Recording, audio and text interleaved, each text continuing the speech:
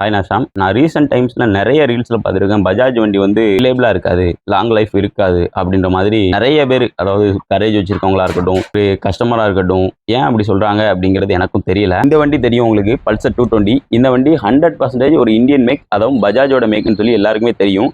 இந்த வண்டியோட running kilometre பார்த்தீங்கன்னா 1,50,000 கிலோமீட்டர். நான் அதை உங்களுக்கு ஃபோட்டோ போடுறேன் பாருங்க கீழே. 1,50,000 கிலோமீட்டர் ஓடி ஸ்டில் குட் கண்டிஷன்.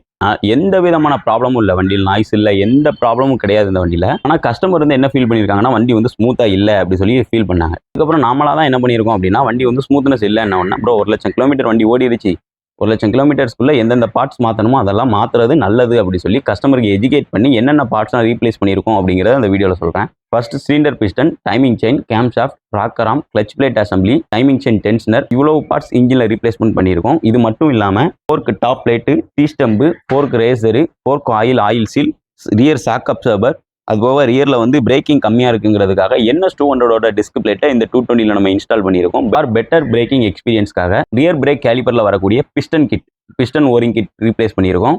அதுபோக master cylinder, front rear break master cylinder replace பண்ணியிருக்கோம். இவ்வளோ விஷயங்களும் நம்ம ரீப்ளேஸ் பண்ணி, இன்னொன்று சொல்ல மறந்துட்டேன், இந்த வண்டியில் சீட் கவுல், இந்த ரியர் சீட் கவுல் இருக்குது பார்த்தீங்களா, இது கம்ப்ளீட்லி நியூ ஒன், புதுசு இதில் நம்ம இன்ஸ்டால் பண்ணியிருக்கோம். இவ்வளவு பார்ட்ஸ் நம்ம ரீப்ளேஸ் பண்ணி இந்த வண்டிக்கு வந்த காஸ்ட் பார்த்தீங்கன்னா 29,000 ஒன்லி. அதாவது இன்ஜின் பார்த்து, ஃபோர்க் ஓவராலிங் பார்த்து, டாப் லைட் மாற்றி, டீ ஸ்டம் மாற்றிருக்கோம், ரியரில் shock absorber, disc plate, rear disc completely OH பண்ணியிருக்கோம்.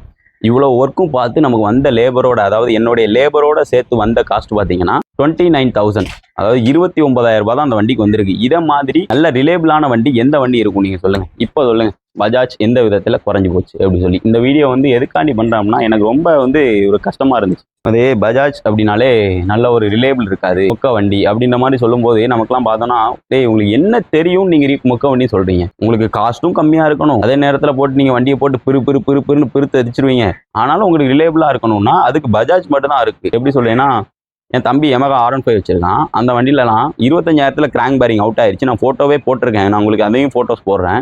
25,000 கிராங்க் பேரிங் அவுட் ஆகி சென்ட்ரிக் கேஸ்லாம் பிளாஸ்ட் ஆயிடுச்சு.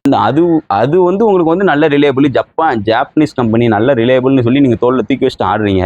என்னோட இந்தியன் பிராண்டை நீங்கள் மட்டம் தட்டுறீங்க. பஜாஜும் நல்ல ரிலேபிளாக இருக்கும் அப்படிங்கிறதுக்கு ப்ரூஃப் தான் இந்த வீடியோ.